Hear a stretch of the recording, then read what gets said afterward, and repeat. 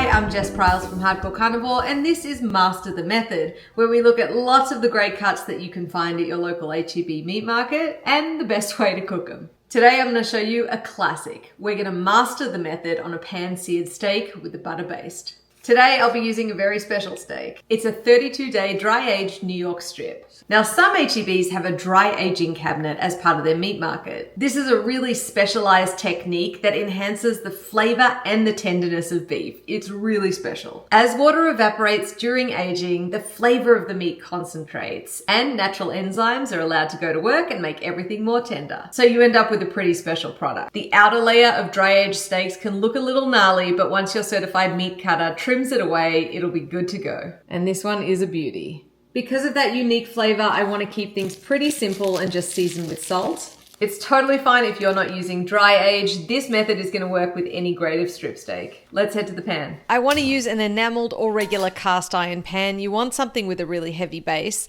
And I'm going to put in some avocado oil and let it get really hot. The steak is going to go in and then I'm going to flip it every 2 to 3 minutes and I'm going to move it to a different area of the pan each time I flip it. That makes sure it gets the most heat possible. You can see we're getting a beautiful sear on that fat, and if you keep moving it, it'll keep developing the sear without overcooking on any one side, which is especially important for a steak that's as thick as this. I'll give you some temperatures to keep an eye out for, but once your steak is nearly done, you want to drop some butter into the pan. It'll foam up. I'm also going to throw in some garlic and you could use some herbs as well. Then just baste the steak for about a minute on each side just to really nail that beautiful butter seared finish.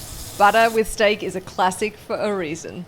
Just look at that beautiful sear, and you can see the fat turned a beautiful golden crispy brown. I do recommend resting the steak for 5 to 10 minutes before you slice in, but it should look a little something like this. A little slice of heaven. Now it can be a little tricky to know exactly when your steak is done, especially because there are so many variables. Some of them are thicker, some of them are thinner, and dry age will cook a little bit differently to a fresh steak.